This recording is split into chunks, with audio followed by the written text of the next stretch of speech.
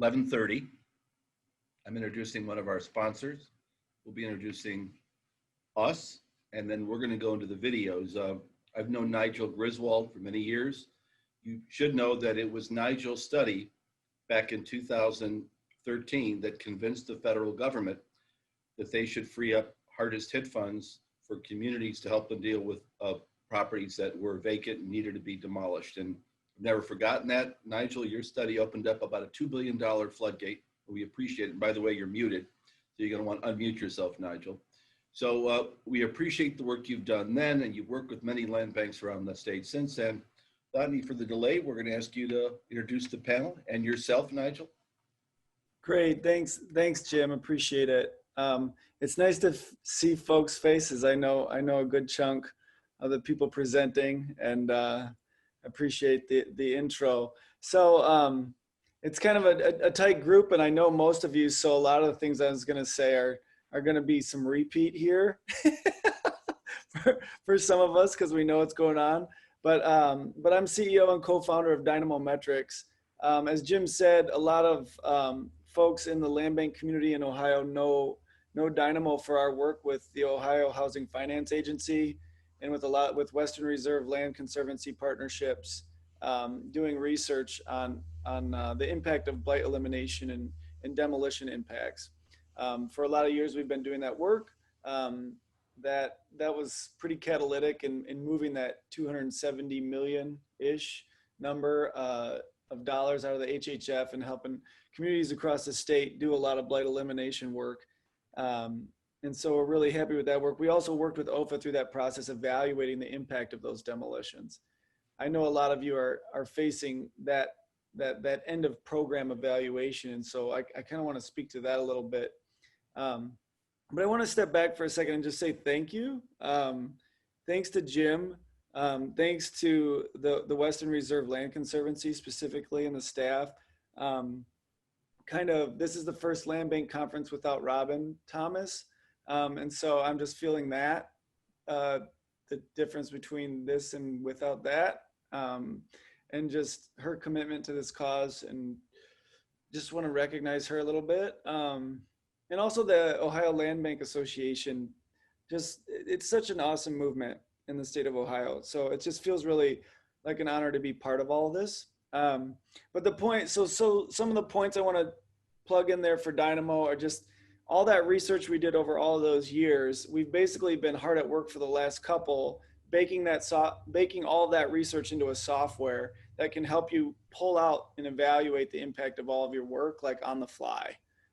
So that all this reporting that's coming up for OFA, that's like one component of what the software can do. You can export all the impacts of your activities, but it's also a real-time feed of all of your data, so that you can do, 365 days a year, you can do that work, right? Tactically estimate the impact of your interventions, maximize those impacts, do those kinds of things. So we're hoping to bring that in. That's really important to us to bring that. We're mission oriented.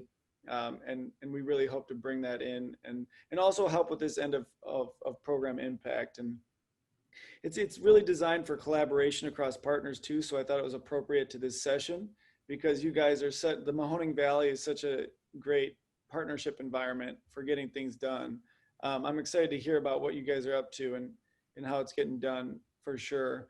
But I mean that's the short of it. I just wanted to introduce a session with you guys because you're my people, kind of is how I feel, and I'm excited to hear about your work and just touch base. It's nice to see faces, and I mean that's my intro really. We're happy to demonstrate the product for you if you guys are interested in that kind of stuff. You know how to get in touch with me for those who know me, but I'm Nigel at dynamometrics.com. Dynamometrics.com is our website. We're partnered up in Cuyahoga and Lucas County. We're about to launch those. Those are starting to take catch with all the local communities there. So we're excited to talk about that and connect with everybody. So thanks you guys. Thank you, Nigel. Hey, Deb, for the record, you and I are the only people on this panel that don't have beards, just for the record. Ian, Nigel, Shawn, Matt, me and you, Deb. So listen, Though, Sam, I want, for the record, I want you to know there was a contest and you won the best all-time beard award ever for county officials in the history of Lebanon. Wow. So what I'd like to ask Rock the House to do is to begin with the Mahoning County video and then the Warren Trumbull County video. And I'm going to say before we get started, the work in this part of the state, I think, is the most meaningful, inspirational work I've seen around Ohio. And I want to thank both counties for their help. So please run the videos for Youngstown, Mahoning, and then Trumbull and Warren.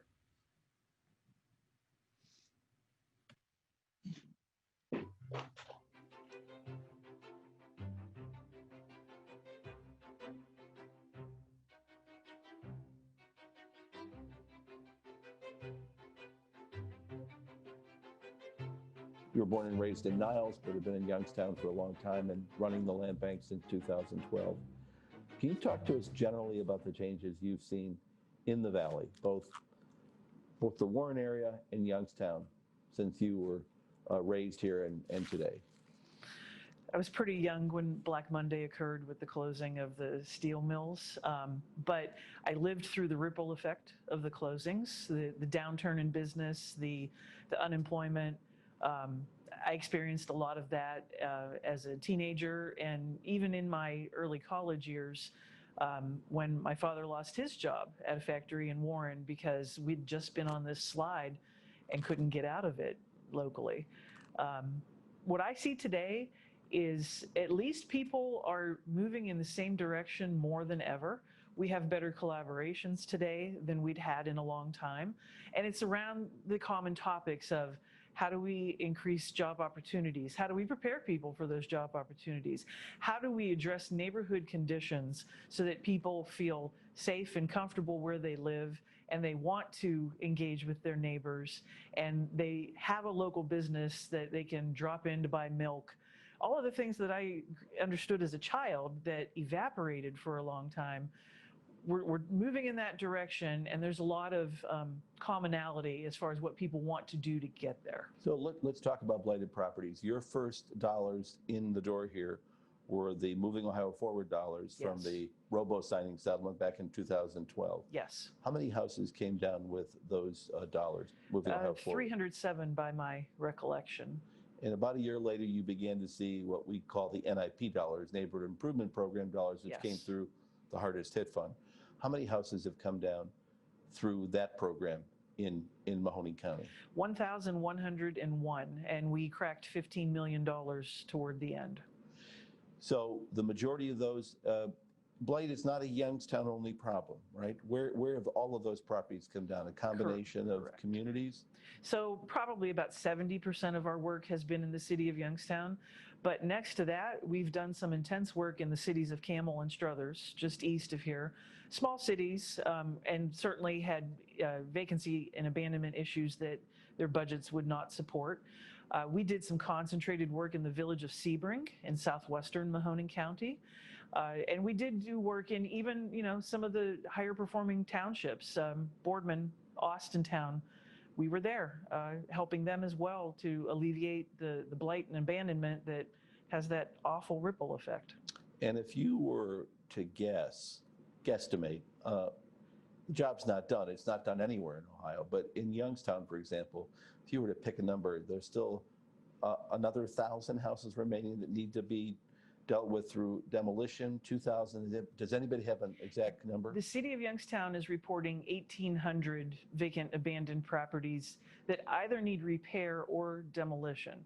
Considering that we were at 3,500 prior to the Moving Ohio Forward program, it's pretty good progress. It's not Mahoning County Land Banks alone. The city of Youngstown has certainly done its share of demolitions along the way. But we still have about 1,800, and I would say most of those 1,800 are still strong demo candidates. Now, we haven't even talked about the commercial and the industrial buildings. Youngstown at one time was an industrial powerhouse. Do you have any count or idea of the extent of the abandonment of these old factories and machine shops and warehouses and commercial buildings? And it certainly, to this time, is about the old standbys, the properties that were bustling in the 50s, 60s, and 70s, And then the 80s came and that decline continued. Those are the types of buildings that we're still looking to remediate. Like off of South Avenue, there's a rubber tire recycling facility that actually caught fire 2 or 3 times after its closure.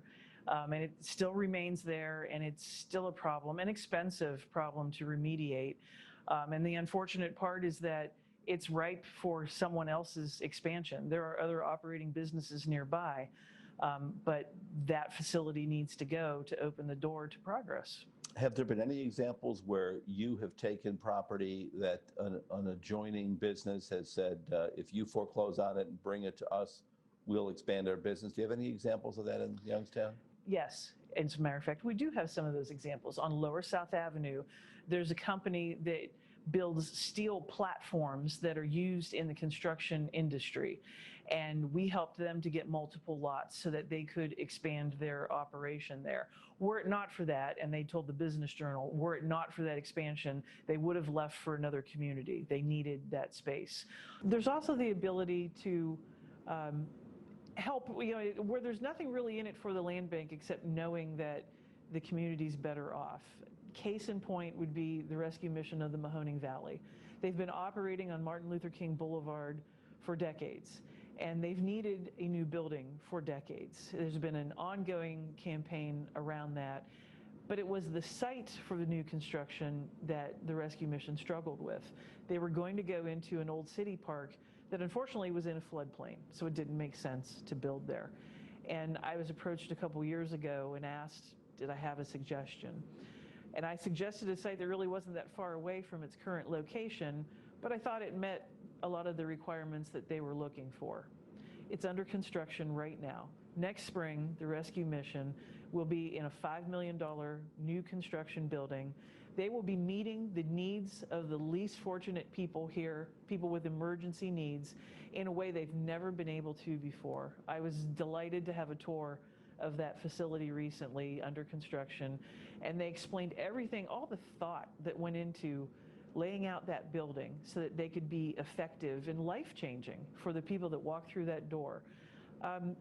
We probably spent more money than we recovered as far as selling those properties to the rescue mission and acquiring and assembling that. But to know that that long-time need is finally going to be met, and that we were able to do it because of the land bank and the way that we're organized. The ability to aggregate those properties made it Correct. happen. And we had some NIP demos that we performed in order to clear the surface to make way for that construction.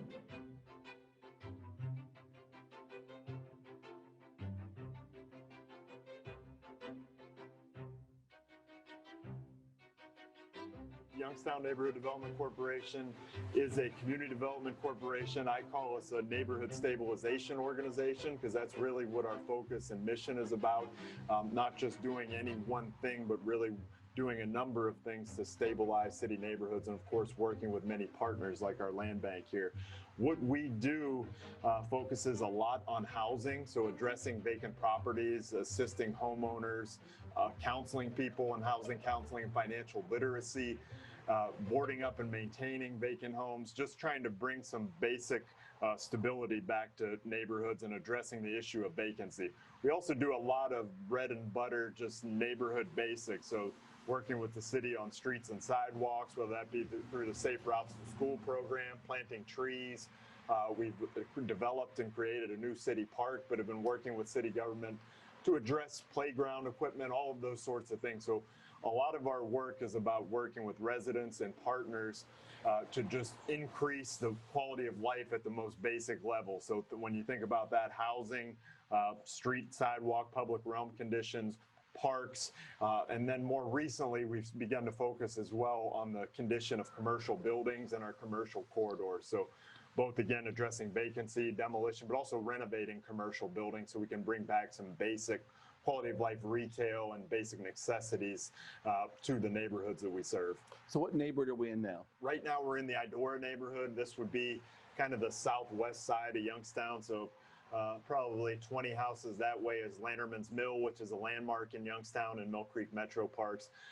When I began working in this neighborhood, it was 2007. There were over 200 vacant homes in the neighborhood, which goes north here about 15 or 16 blocks behind us. Right now, there's just a couple dozen. So both through demolition and renovation of dozens of vacant homes, we've dramatically decreased vacancy. That's working, of course, with city government as well as our county land bank to acquire, at this point, hundreds of properties. Ian, let's talk about your relationship with the land bank. Let's talk about the Mahoning County Land Reutilization Corporation. How long have you had a relationship with them? I'm assuming since their inception. Yeah. Tell me how you've worked with them. Yeah, we've worked with them since the beginning. So you may remember going back to even to changing state law. You had done that in Cuyahoga. Then we were advocating here, as were other groups across the state, to bring that to more of the urban counties. So really, since the land bank began, we've been involved with them. Deb was previously one of our founding board members here at YNDC, even before the land bank existed in its current form. So we've had a relationship since the beginning. What I tell people is without the land bank, we wouldn't have been able to do nearly as much as we have here as an organization, but also in the city. When we look at the past 5 years, they've demolished over 1,000 properties. They've also been the primary source of our renovation of vacant homes. We've renovated about 150 vacant houses in the past 5 years. How many through the land bank? The majority of those have come through tax foreclosure, so it's dozens. And those are all properties that we've been able to fully renovate. Additionally, we've renovated a number of commercial buildings that we've acquired through tax foreclosure.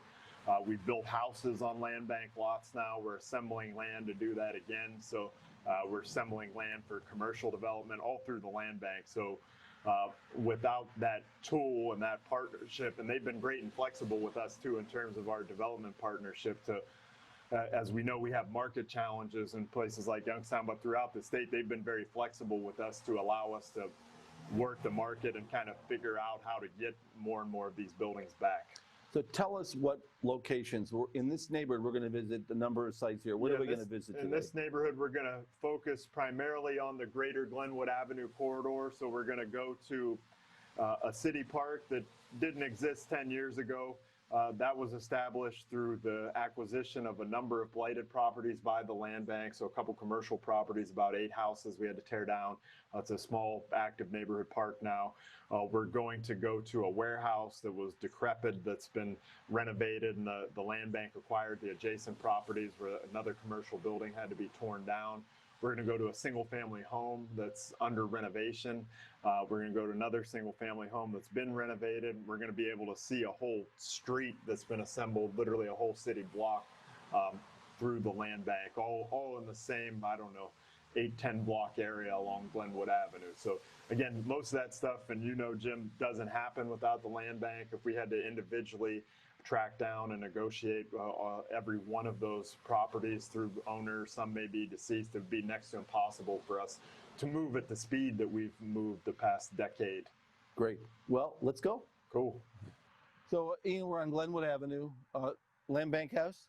Yeah, this is a land bank property that we just acquired in the past couple of weeks. You can see part of our team's here cleaning it out. We've already taken 80 cubic yards of trash out. We got 2 more 40-yard dumpsters, so be probably 150, 160 yards of trash out of here. You can see this house is about 100 years old. It's one of the few examples I know of in the city of a fieldstone house.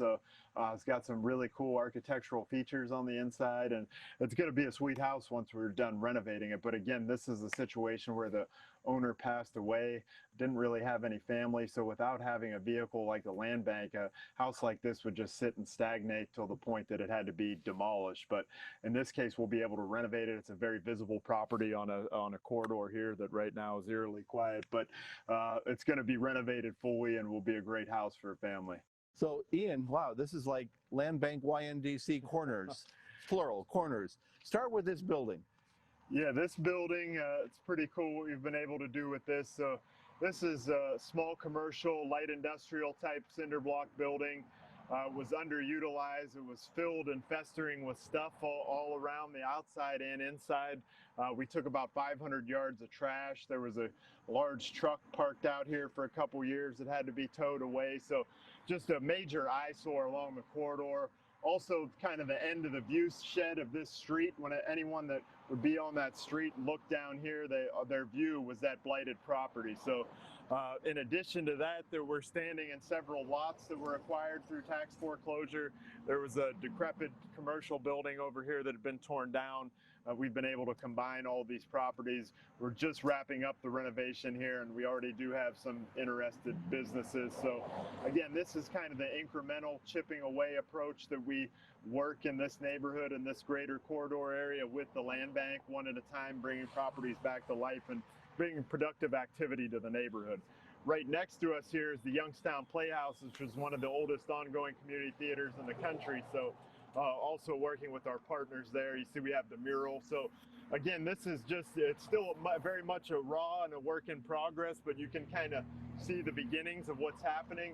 Within the earshot of here, we're renovating a small monastery and putting apartments in. And if you look at the tree line at the end of that block, it's actually Mill Creek Metro Parks. There's a 4,000 acre linear park system. There's a hike bike trail that goes about 15 miles. So we have lots of assets to build from, but it's certainly a lot of work to do. Great, thank you.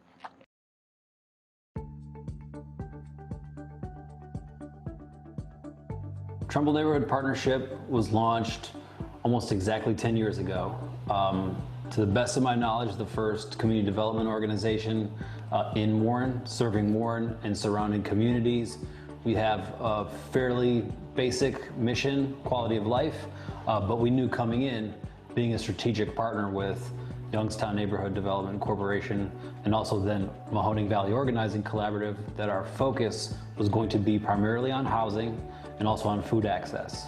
So when we started in late 2010, we had 1,500 vacant houses after the foreclosure crisis, and probably half of those had been empty for a decade before that. This town is 39,000 people, so maybe the number 1,500 doesn't jump out for some larger cities, but it's an enormous ratio of our housing stock. So we knew going in that we had our work cut out for us. I'll say three things really went into Trumbull and Mahoning County both being third and fourth in the state in creating land banks, which is a really big deal.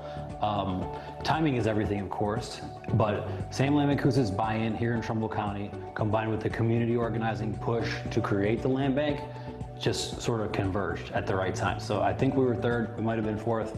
Either way, we had one of the first land banks, and because of the HUD Community Challenge Grant, we had a lot of the roadmap laid out. So we kind of like to say we were just friends with the land bank the first couple of years. We did help inform a lot of the early policies, but in much to his credit, Sam Lamacusa and his office really got things rolling. Fast forward to 2013, we're about ready to release these plans and start to try and leverage the plans towards money that we can see on the horizon that's coming for demolition. And I think the Attorney General at that time, DeWine, said that these land banks cannot be run out of government offices.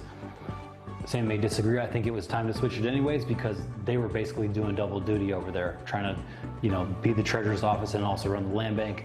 So we turned the friendship into a contract, and TNP, which remains a community development organization, and keeping that organizing and resident-driven approach, we now manage the county land bank. When we created the land bank, it was kind of me and Michael from my office. And we were doing everything. We were filing the foreclosures, we were evaluating the properties, we were trying to get them sold to people to fix them up. Or all along, we had been working with a very great program, Trumbull Neighborhood Partnerships, and it wasn't a hard decision at all. I mean, I brought Trumbull Neighborhood Partnerships into our land bank program. I didn't bring Trumbull Neighborhood Partnerships. I brought a group of caring individuals that want to do nothing but make their community better. So Shawn, tell us about this. It's a commercial project. You're doing some of these now. What about this one? Yeah, so this is the first commercial project that we're doing internally. We're renovating the property, and we're gonna hopefully lease the property and eventually get them prepared to purchase it if they're interested in that. So we did the mural in 2015. Prior to our ownership of the property, we worked with the prior property owner, and then we acquired the property about 2 years ago. We had it listed for a long time. There wasn't a lot of interest because it did need a lot of work. We've been slowly kind of piecemealing the work together inside. So we have a new roof on it. Electrical and plumbing are roughed in. Everything's secured at this point. The property's stabilized, and now we're moving into the next phase of actually finishing the interior of it. So we're on a small basketball court. If I'm not mistaken, this used to be a home at one time that you tore down with neighborhood improvement program money, and they allowed you $5,000 worth of improvements post-demolition. Here we are. Yeah, this was a really rough house, obviously on a corner lot, so the neighbors were very interested in getting the house down. So we tore the house down. Afterwards, obviously with the NIP money, they allowed $5,000 in greening, so we went to the neighbors and asked what they were interested in. And one of the predominant things that we heard was a basketball court. So this neighborhood has a lot of children. What was happening was they were setting basketball hoops up in the streets. The parents were concerned about their safety. Obviously, traffic was an issue. So we got them all together and decided to install this basketball court here. Right next door, we tore another house down and we did a little garden and fruit trees, but this basketball hoop has been one of our more successful greening projects. After the success of this one, we ended up installing about 3 more throughout the city, specifically from our neighborhood plans and neighborhood input on where basketball courts are needed and where youth are congregating to do that. So again, this is one of the most successful projects we've had, and we've tried, 24 different Not vandalized. reuse projects. Not vandalized. No, it's not vandalized. And I see a nice net. Did you put that up? No, at this point, the neighbors have taken control of this. It's still in the land bank's inventory. We still carry insurance on the property to make sure that no one else has to deal with that burden. But for the most part, the neighborhood manages this property. They keep it mowed. If the net is needing put up, they do that. This one obviously looks new. I haven't seen it until today, but Yeah. They fully take care of this property and they do a fantastic job doing it. So it's been great for the community. So you've put many gardens into Warren, Ohio, the land bank. You want to tell us about this one? Yeah, so this was another one that was a post-NIP greening project. We invested about $5,000 into it to get it started. And there's some raised beds in the back. They have a greenhouse, a pavilion for picnic space. And then they use this big green space behind us for youth theater. So they teach kids youth, and they put little shows on here while the parents are in the pavilion. So this is a nice youth-focused garden, but not only youth. So our first $5,000 got the whole project started. Then they got some grant money from some private funders. So this one, the leaders really took this garden on as their own, and they were able to get that. About 2 years after it was started, because of the programming they were doing, they won a statewide volunteer award, and that got them another $1,000 to invest in the property. So this one's been a very successful and long-going project. The neighbors have all been invested in it. They've helped out. Many of them come over to help mow or maintain the property. They use the raised beds in the back. So this one is really a model for a lot of our community gardens. Greenhouse, somebody maintains that too? Yeah, they use the greenhouse every year. It's good to have that resident-driven neighborhood buy-in, because we don't see most of our gardens, we don't see vandalism in the same way we do in like the ones where the neighbors aren't that interested in this being there. So with that neighborhood buy-in comes a lot of protection for the garden, because they're always watching. Like if there's a piece of trash out here, I might get a call from one of the neighbors letting me know. Yeah. They've really bought into this one. There's a greenhouse in the back that likely could have been vandalized pretty easily. We've not seen any of that. So this is a really great project. Wow. Okay. I'm going to start with Sam. Shawn, are you there? Is Matt with you? Are you there, Shawn? We're All both right. here. You're both there. I'm Matt. All right.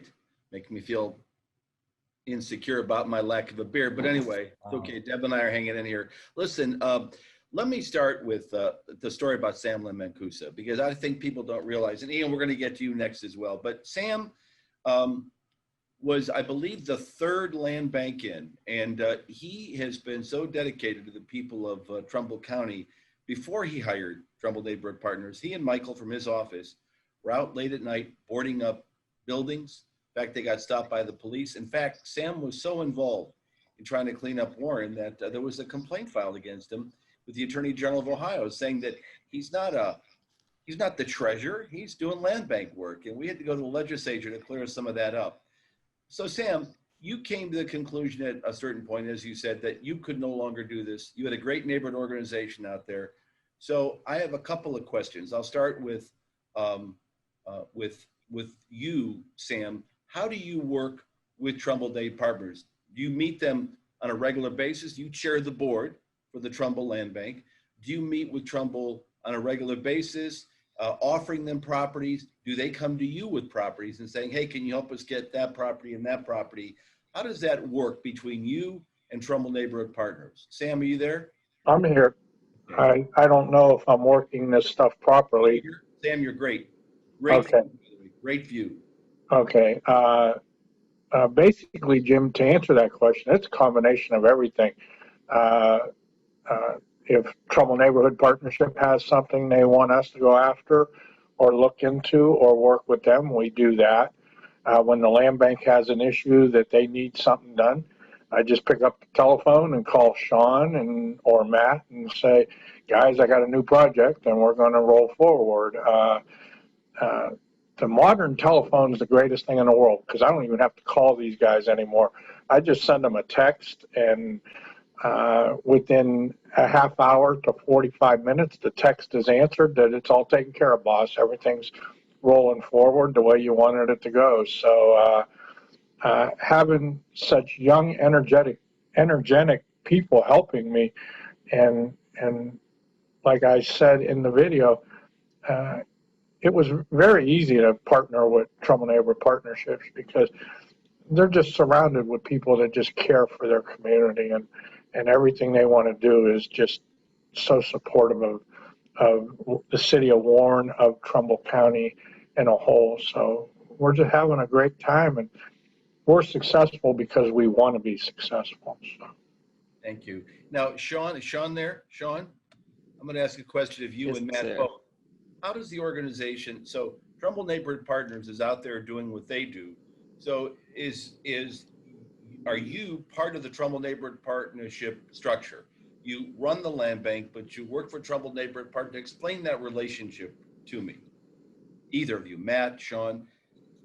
Yeah, so when we took the land bank over in 2013, that's when I came on specifically to manage the Trumbull County Land Bank, and I've been doing that since then.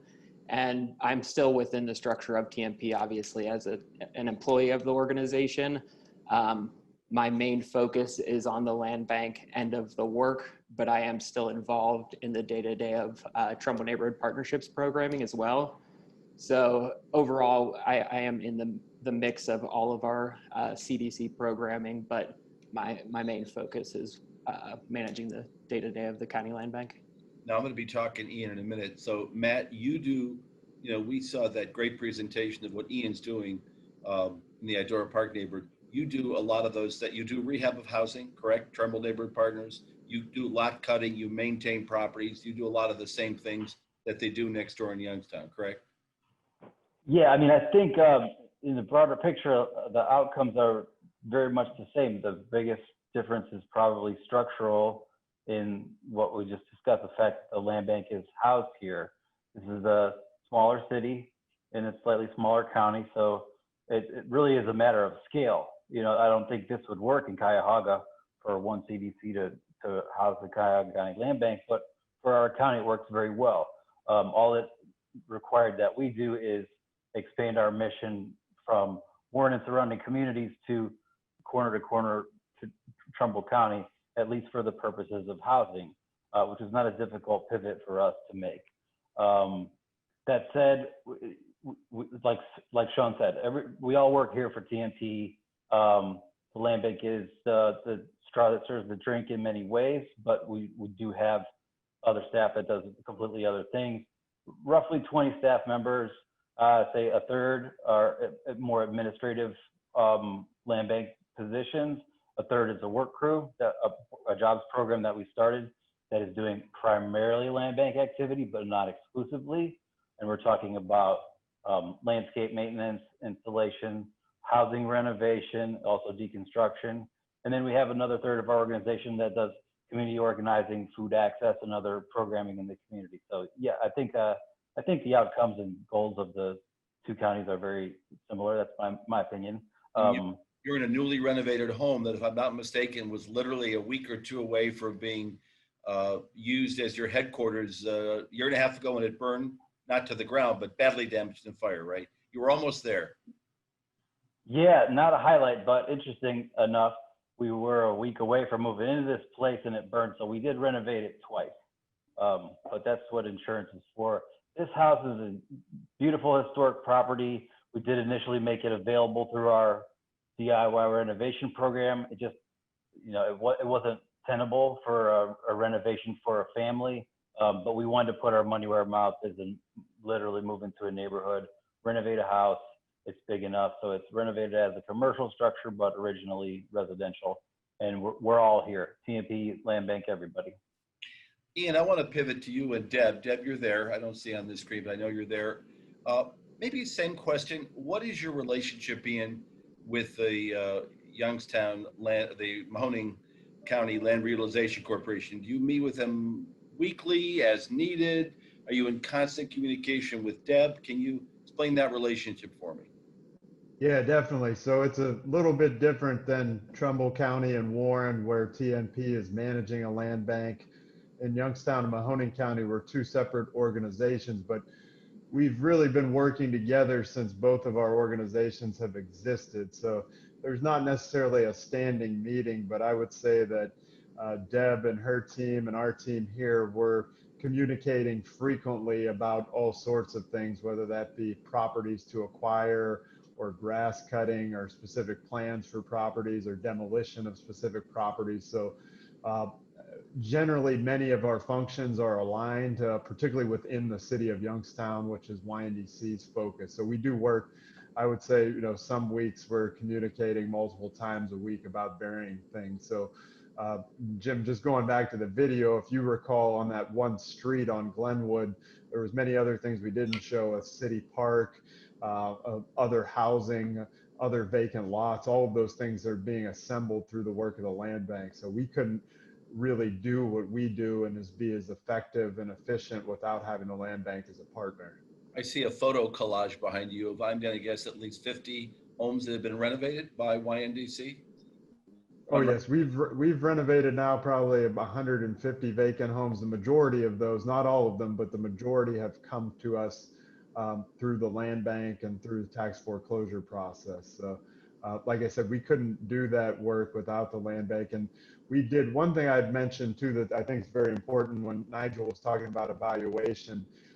Deb and her team and us here at YNDC 5 years ago or so, we started carrying out neighborhood action plans, which we evaluated within the last year, and we found in those particular target neighborhoods dramatic decreases in vacancy. In fact, the last time Deb and I talked, we were chatting that there's very few vacant tax delinquent properties in those neighborhoods at this point. In some cases, there are none in terms of housing. So we've made a lot of progress working together.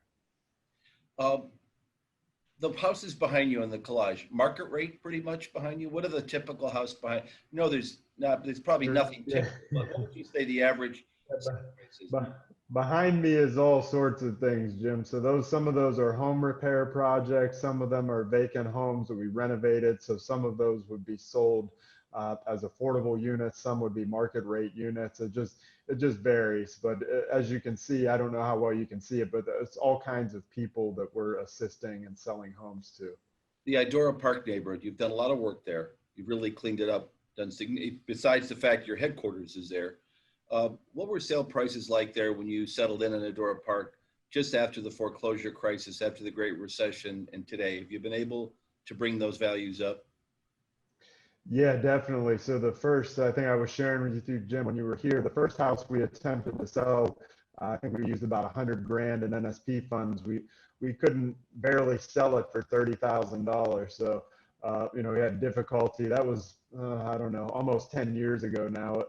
So we've made incremental progress. We just sold a house. I can see it out the window from where I'm sitting. We sold it for $90,000, and we generated some revenue on that project. So we sold that house in a day. It did not require $90,000 in work. So it's come a long way. There's still a long way to go in terms of improvement. $90,000 is still relatively affordable, and a lot of homeowners that have lived here a long time have lost a whole lot of equity. So we got a lot of work to do here still on that. We've definitely made great progress.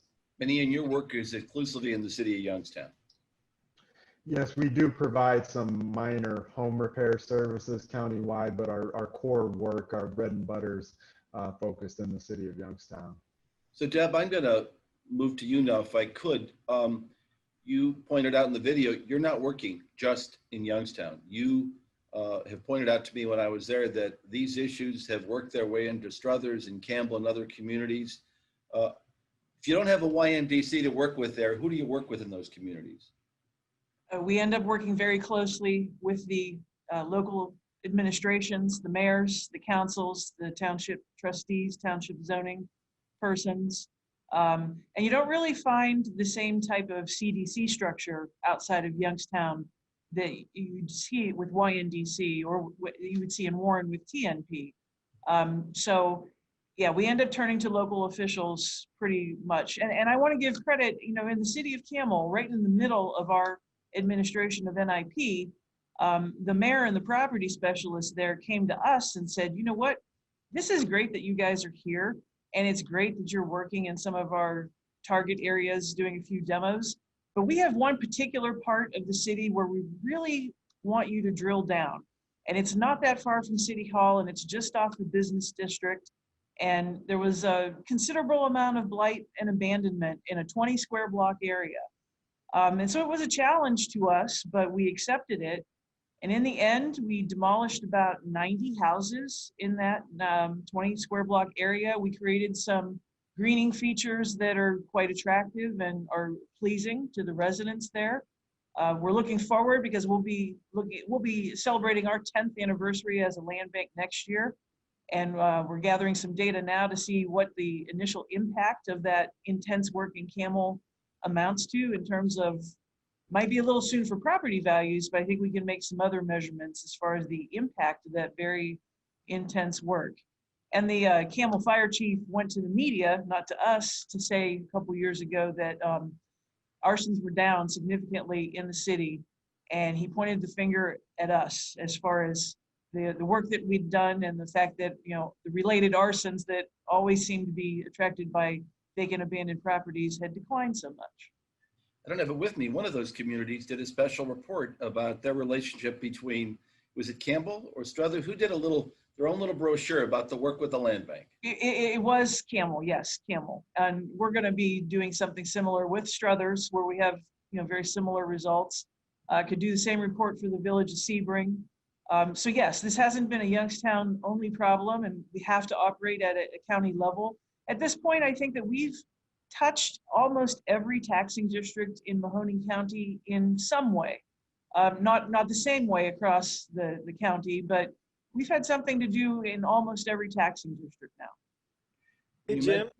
Yes. Hey, can I, whenever you're on a roll with questions, I have a couple questions. Yeah, Nigel, you're getting in the way here, man. Hurry. Sorry. I'm just curious about a couple things for you guys, like how, where you guys are doing your work, where you're targeting your work, just about specifically like housing demand, like how housing demand has changed in the cities over the time frame since you've started doing the work, and then where the targeted work is happening and you're seeing lower vacancy. It seems like that is a reflection of lower demand or increased demand, but I know there's demolition mixed in there. And so it's all those metrics, like with values rising more, are comps selling for more? Is there like this slow upward swing, right? And then is the revenue generation starting to hit, I guess, right? Like is the grown equity in folks' homes, are they paying their taxes and the revenue streams actually increasing over time? Like that whole, the whole machine, right, of of the revenue stream from the value creation and the demand piece. Like, I'm curious how that swell has. So my next question, Nigel, was going to be to Sam about taxes, but let's let Ian and Matt, or Ian and Shawn, talk about housing dynamics, housing demand. And then I want to come to Sam as a county treasurer and ask him how the work of the land bank has affected his collection. Ian, you want to weigh in on that question? Sure. Yeah. It's a good question, Nigel. And the answer is yes. So, I mean, we've seen a mix of both demolition and rehab in the neighborhoods that I've been speaking about, which are generally what I would characterize as middle or transitional neighborhoods. So over let's say the last 5 years, we've definitely seen vacancy go way down, tax delinquency in those particular neighborhoods decrease. We have seen home ownership in some of the neighborhoods rise enough that we're able to measure that when we analyze the county auditor data. So as you know, it's an incremental process, but we do have good baseline data that we're constantly collecting on vacancy, as well as just evaluating our public data sources. But it's been a mix. I would say right now, and this is probably no different than anywhere, we can't keep up with demand. There's not enough supply. The last 2 houses we renovated, we sold the first day. Our rental units were pre-leasing. So even in a place like Youngstown, which still has a distressed market overall, there is a significant demand, particularly for quality housing, right? So, but we are seeing prices incrementally increase as we're able to stabilize and make progress towards that in middle neighborhoods. Ian, I couldn't agree more when it comes to quality. You are doing quality housing, which has been sorely lacking here for a long time at the affordable rate, and it speaks to what YNDC is accomplishing. So, Shawn, you want to answer that? And then we also have a question from Lucas County that I want to pose to you next. Yeah, we have a very similar situation as Ian just described in Youngstown. So we're hitting a point where we've kind of right-sized our housing inventory through the past 7 years of demolition that we've performed. And now you're starting to see a higher demand for houses, again, quality houses. Right now, if you go on and look up private real estate that's available, it's either houses that are way out of the price range of what people can afford in the community, or they're houses that need so much work that it doesn't make it feasible for somebody to buy. So we've seen a similar trend here. And then just, we haven't done it city or county wide at all, but we have done some very targeted work in a couple neighborhoods. And we have seen over the past 6 years, comps go up in those neighborhoods, actually pretty significantly. From when we started in 2013, and we were struggling to just break even on a renovation. We were generally losing money on them, and now they're selling for almost twice as much in that same neighborhood. Again, quality housing and making it available. And now that the demolition we're through the most of the worst, those neighborhoods are starting to come back. So David Mann from Lucas County asked a question you have vacant land, Ian, you have vacant land in Youngstown, you have vacant land in Trumbull, Warren, and you have all-time low interest rates. Have either of you, what about new housing? I mean, you look at interest rates today, you could put people in a new house in a mortgage that's some cases about what they'd be paying for rent in some houses. Have you guys looked at that in? Yeah, it's a great question, Jim. So we've started to look at that. I think our kind of mantra is fix it first, but last year, again, working with the land bank, we built 3 new homes on a street where we had already renovated a number of vacant houses, as well as acquired and renovated an apartment building that was pretty cool. It was constructed in 1910. But the thing that I would say about new construction and our approach to it, it needs to be part of a broader effort. So we don't look at it just, we have land over here, let's build houses, but a part of our neighborhood action plan and effort to stabilize the street and the neighborhood. And then when we build new homes, we want them to continue raising that standard of maintenance, right? Which is all what we do. So when we build the homes, we're not slapping vinyl siding and cheap materials on them. The ones we built, they have hardy board siding, they're craftsman style bungalows. So they're continuing to elevate and set a new standard in the neighborhood, which is helping with everything else that we're trying to do in terms of rebuilding confidence and attracting more people and more investment to the neighborhood. So we have done it. In fact, that on the video, when you saw me at that light industrial building, if you saw the street behind us with vacant land, we own that whole street now, largely due to the Mahoning County Land Bank. And we're getting the land bank's going to demolish the 2 houses that are left, and we're in the pre-development phases to build new houses on that street that will be both for rent and for sale. The first 2 we're building will be approaching net zero homes, which I don't think there's too many of in Ohio, which means all the energy that we need to power the homes will be produced on site. They'll be highly energy efficient and comfortable, but they'll also use quality architectural materials. So again, that's what it's all about in terms of our work. It's housing, but it's also pushing the neighborhood forward. But yes, new housing is a part of it. I think if we had, as we push the market forward too, we'll be able to do more of that. There's still a market challenge with new housing, and rehab is generally more cost effective at this point.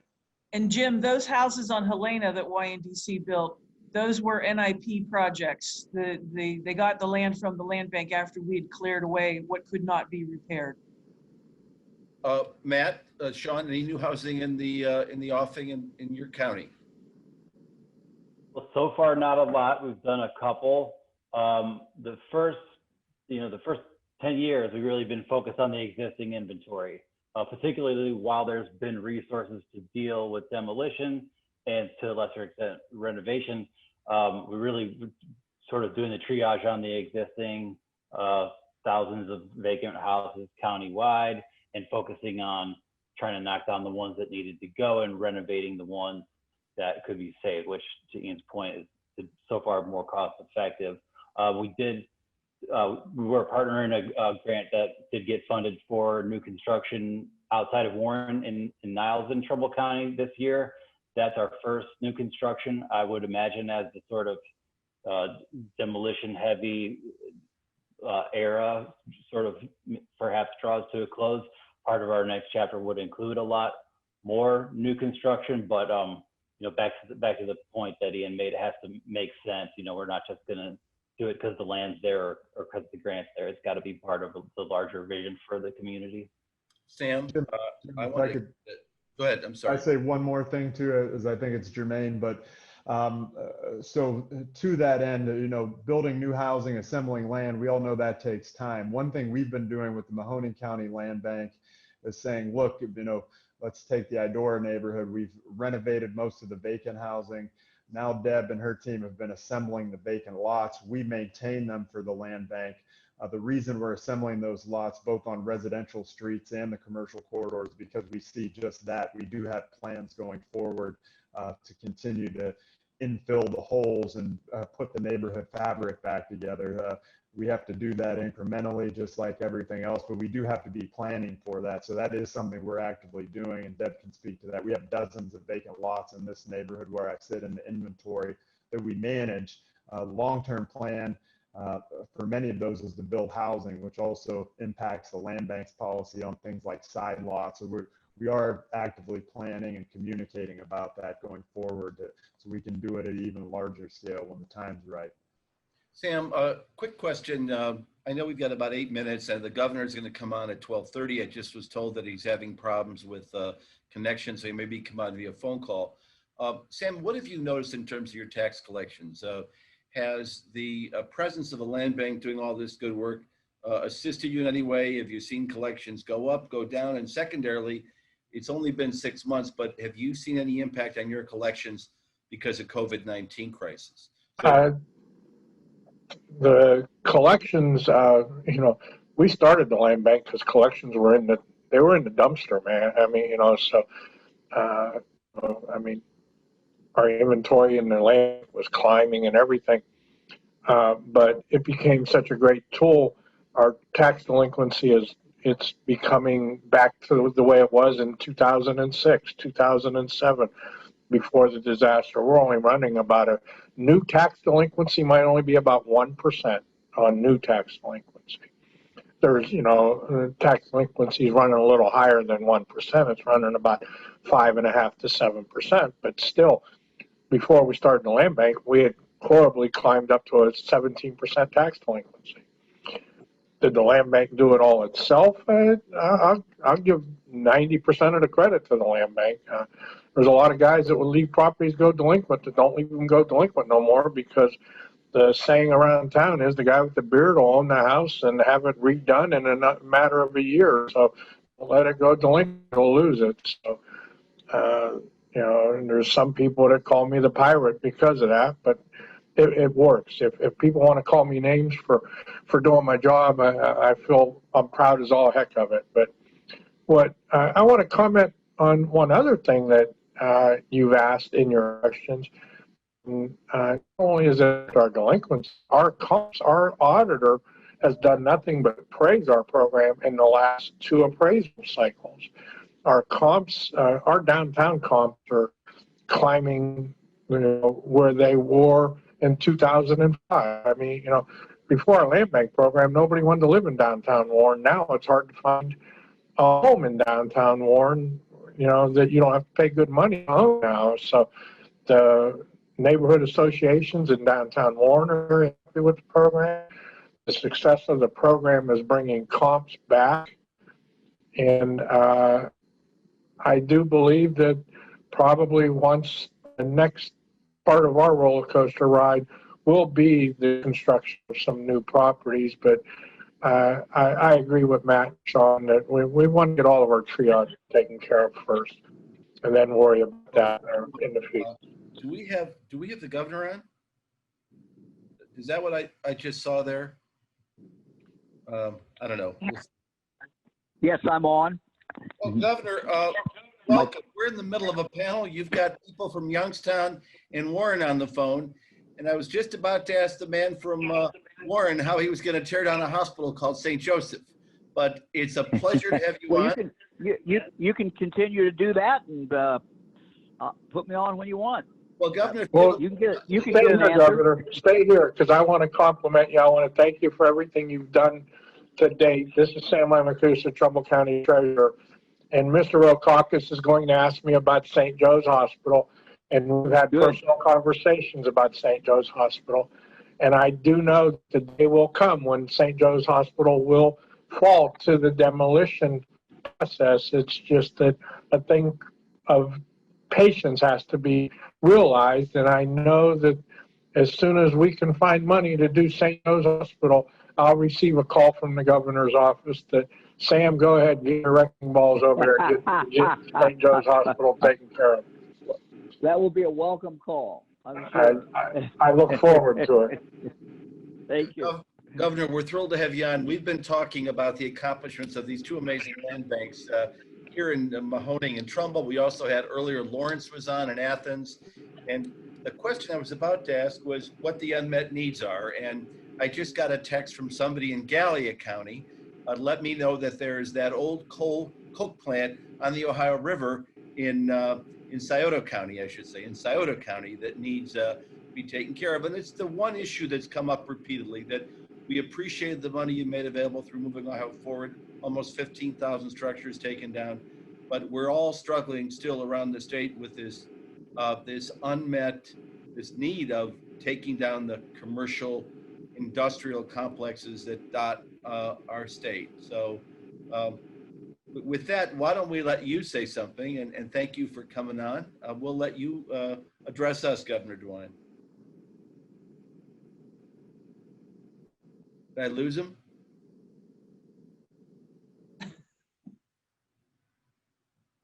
How about now? Can you hear me? Governor?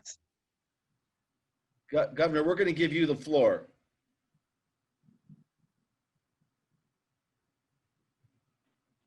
Oh, I think I'm on now, Jim. I think I'm on now. Well, we're giving you the floor, Governor. All right. Well, thank you very, very much. He's muted. Governor, I think you're muted. There we go. Now there. We hear you.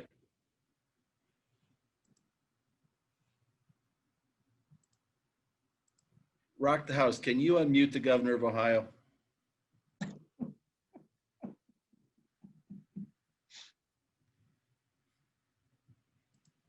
Well, I'll wait till he comes back on. Remember, I told you I apologize for any glitches in advance. So let's hope we can get him back on. Madison, Rock the House, can you, they say now he's gone. He's going to call in separately from his cell phone. He could see us, but he couldn't hear us. Oh, Josh Rubin, Governor, is calling in separate from his cell phone. I could see you, but he couldn't hear you. So let's give it another minute. Jim, may I interject something? Sure.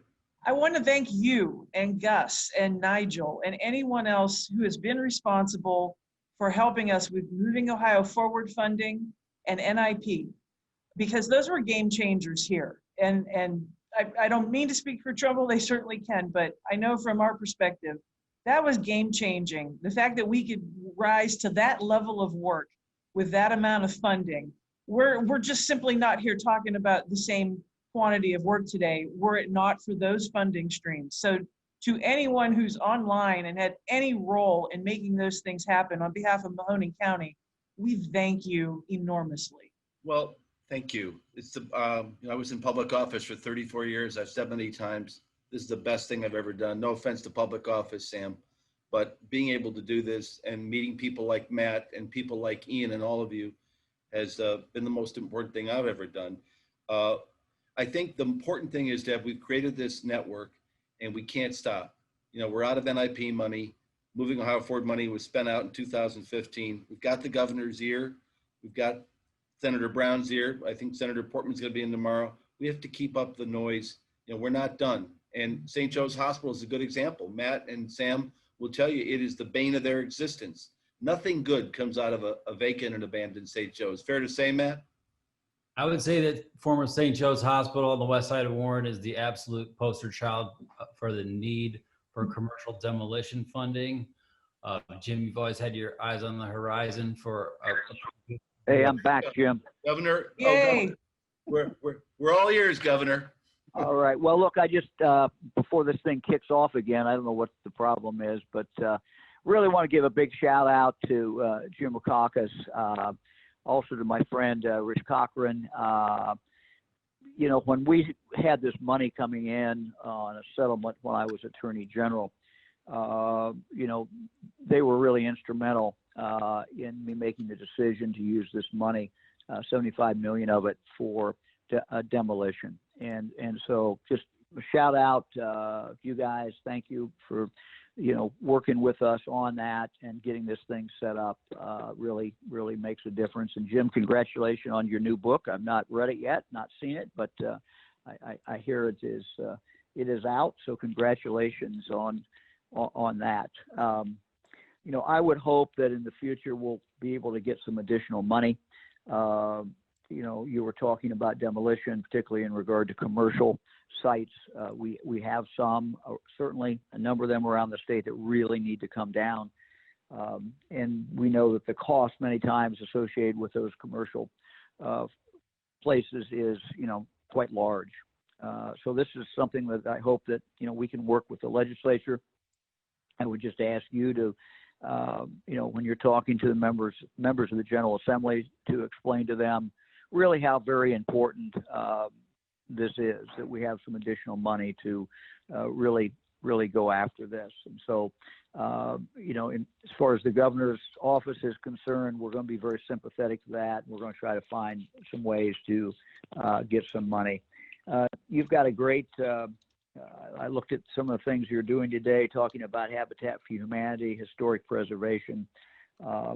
You know, land banks have such an ability to impact the quality of life in the community. So I'm a very, very big fan. I want to thank you all for everything that you do.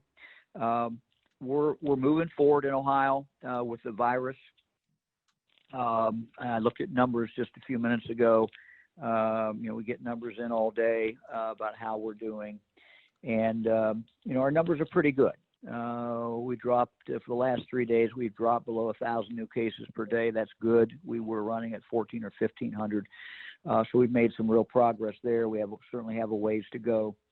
Our positivity number, which is a number you'll see cited, basically it's the number of cases that are done that day, and we're running now about 34,000 tests done, I should have said, tests done a day. And the positivity numbers, what percentage of those tests run every day turn out to be positive. We're now under 3%. We would like to get it lower, but we're happy at that number. Our big challenge is as we go into the winter, most experts think that as we move back inside, it gets colder, the spread will in fact go up. We also obviously have flu season. So all of you, I'm mentioning this to all of you because you're all leaders in your community.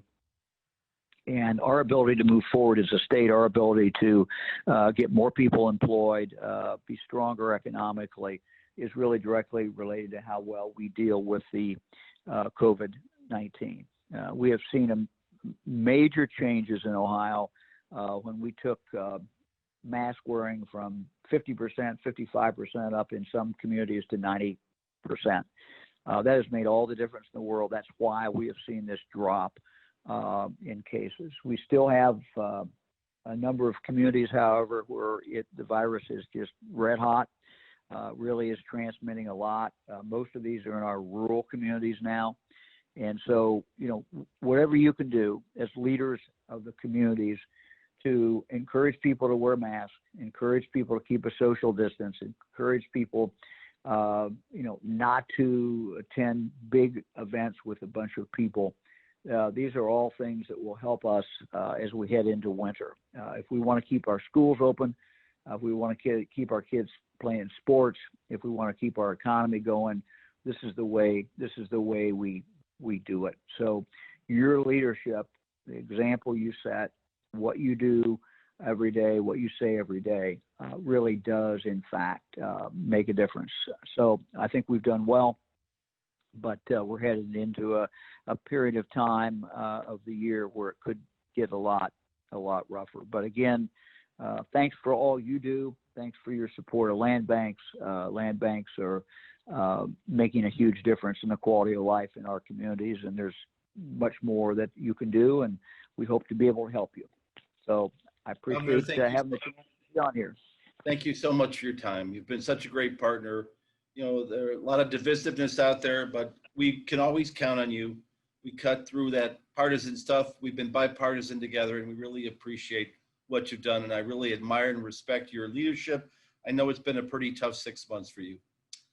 Thank you. Well, it's been different anyway, but Ohioans are tough. We're going to get through this. Thanks, everybody. Appreciate it. Thank you. Boy, that was nice.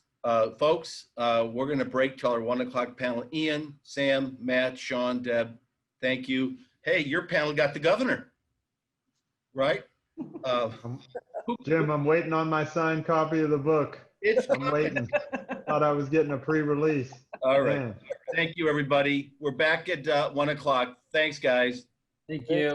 Nice to see everyone. Thank you. Thanks, Nigel. Thank you, Nigel. Absolutely. Thank you. Thanks, Nigel.